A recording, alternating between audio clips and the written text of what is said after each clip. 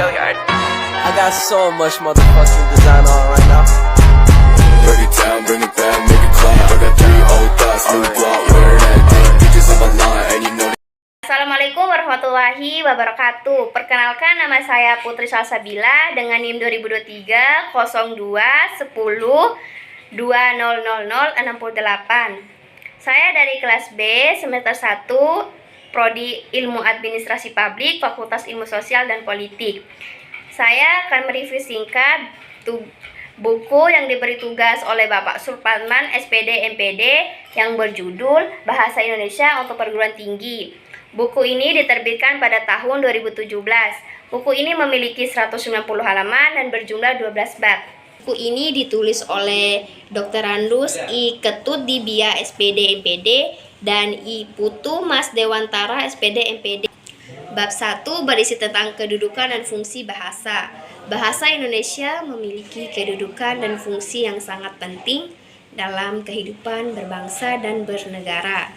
Kedudukan bahasa Indonesia tercantum di dalam Sumpah Pemuda 1928 dan Undang-Undang 1945. Kedudukan bahasa Indonesia adalah sebagai bahasa nasional dan sebagai bahasa negara.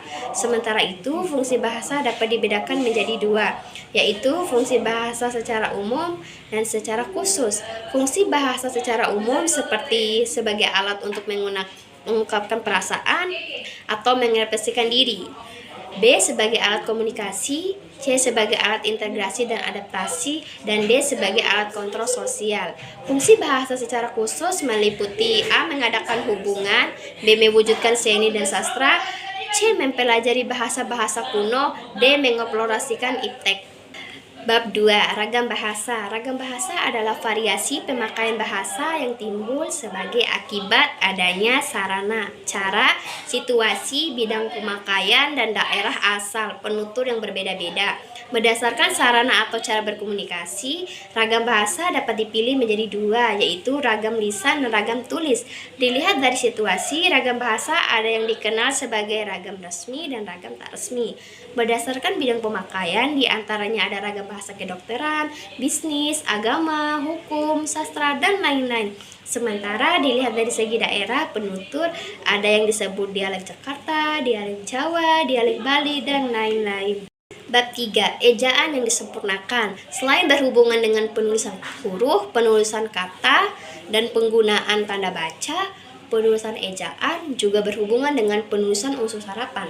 Penulisan huruf menyangkut dua hal, yaitu penulisan huruf besar atau huruf kapital dan penulisan huruf miring. Penulisan kata berhubungan dengan penulisan kata dasar, kata turunan, kata ulang, gabungan kata, kata ganti, kata depan, kata sandang, partikel, singkatan, akronim, dan huruf lambang. Pemakaian tanda baca berhubungan dengan penggunaan tanda titik, tanda koma, titik koma, tanda titik dua, tanda hubung, tanda pisah, tanda elipsis, tanda tanya, tanda seru, tanda karung, tanda kurung, tanda petik tunggal, tanda garis miring, dan tanda penyikat. Dari proses adaptasi, terjemahan, dan kreasi. Bab 4. Diksi, pilihan kata. Pemakaian kata menjadi hal yang perlu diperhitungkan dalam penggunaan bahasa, baik secara lisan maupun tulisan. Sendaknya, ada 3 hal yang harus diperhatikan dalam pemilihan kata, yaitu 1. Aspek kata, 2. Ketetapan pilihan kata, 3. Kesesuaian kata. Aspek kata sendiri atas 2 hal, yaitu aspek bentuk dan makna.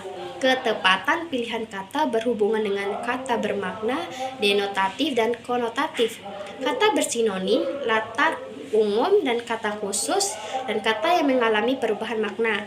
Sementara itu, kesesuaian kata berhubungan dengan kata baku, tidak baku, dan kata ilmiah, kata populer. Bab 5. Kalimat efektif. Kalimat efektif adalah kalimat yang mampu menyampaikan informasi secara sempurna. Kalimat dikatakan efektif jika memenuhi 2 syarat utama, yaitu 1. Struktur kalimat efektif, dan 2. Ciri kalimat efektif struktur kalimat. Efektif mencakup A. Kalimat umum, B. Kalimat paralel, C. Kalimat periodik. Sementara itu, ciri kalimat efektif meliputi A. Kesatuan uniti, B. Kehematan ekonomi, C. Penekanan pengabiasan D. Variasi everity. Bab 6. Bahasa Indonesia yang baik dan benar.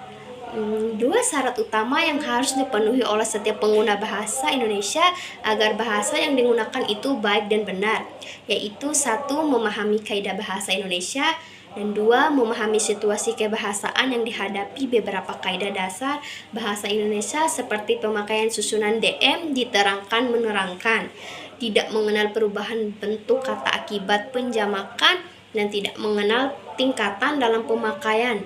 Sementara itu, situasi kebahasaan berkaitan dengan situasi resmi, tidak resmi. Dalam situasi resmi, seorang pengguna bahasa dituntut mampu menggunakan bahasa baku dan menggunakan kata secara ekonomis.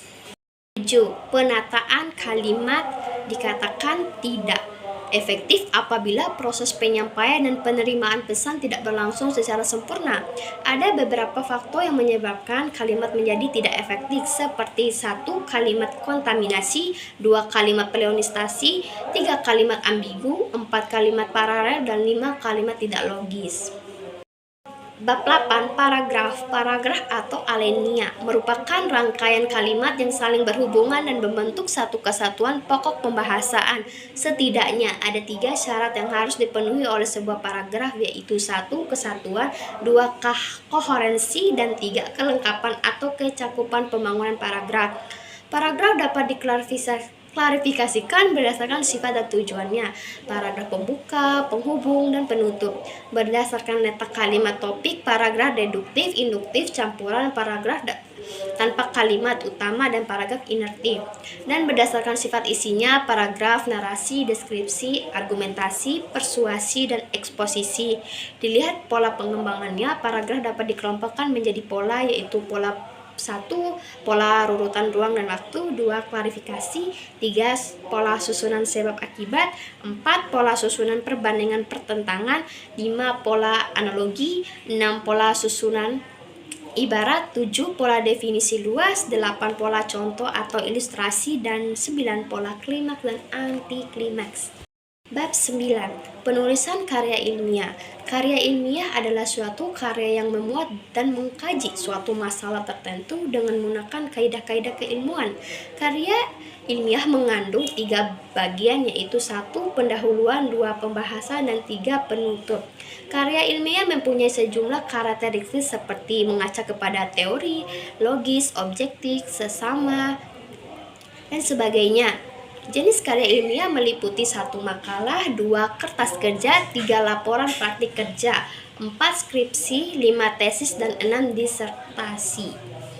10. Kutipan dan daftar pustaka. Dalam sebuah karya ilmiah, penulisan menggunakan teori-teori yang bersumber dan pendapatan tokoh atau ahli. Teori atau pendapatan tersebut diikuti dengan berbagai teknik yang dapat dikelompokkan menjadi 2, yaitu 1. Kutipan langsung, dan 2. Kutipan tidak langsung. Sumber-sumber yang memuat teori atau pendapatan yang telah dikutip selanjutnya dibuatkan daftar yang kemudian disebut dengan daftar pustaka atau bibliografi. Penulisan daftar pustaka juga memiliki sejumlah teknik sesuai dengan jumlah paragraf dan sumbernya, makalah, buku, tesis, jurnal, dan sebagainya. Bab 11. Catatan kaki atau footnote. Catatan kaki atau footnote adalah daftar keterangan khusus yang ditulis di bagian bawah setiap lembaran atau akhir bab karangan ilmiah. Catatan kaki biasanya digunakan untuk memberikan keterangan atau komentar dan menjelaskan sumber kutipan. Catatan kaki atau footnote dapat dibedakan atas catatan kaki atau footnote referensi dan catatan kaki atau footnote isi. Ada 3 istilah yang dalam catatan kaki singkat, yakni IBIT, 2 load sheet, dan 3 off sheet. Bab 12. Presentasi ilmiah. Mempresentasikan suatu karya ilmiah membutuhkan beberapa persyaratan tertentu, karena presentasi merupakan cara menjelaskan sesuatu kepada kumpulan orang yang dapat dilakukan baik dengan bantuan teknologi maupun tidak. Tata cara etika perlu diperhatikan agar sebuah presentasi dapat berlangsung dengan lancar dan mengaca sasaran yang telah ditargetkan. Tahap selanjutnya yang perlu dilakukan setelah pemahaman cara dan etika presentasi adalah menyiapkan bahan dan media presentasi. Bahan yang disiapkan hendaknya dibuat secara singkat dan sederhana, dengan bantuan media untuk mempermudahkannya. Tahap terakhir adalah menyampaikan karya ilmiah di depan umum dengan berpegangan pada persiapan yang telah dilakukan. Demikian review singkat dari saya. Lebih dan kurangnya saya mohon maaf. Wabillahi taufiq wal hidayah. Wassalamualaikum warahmatullahi wabarakatuh.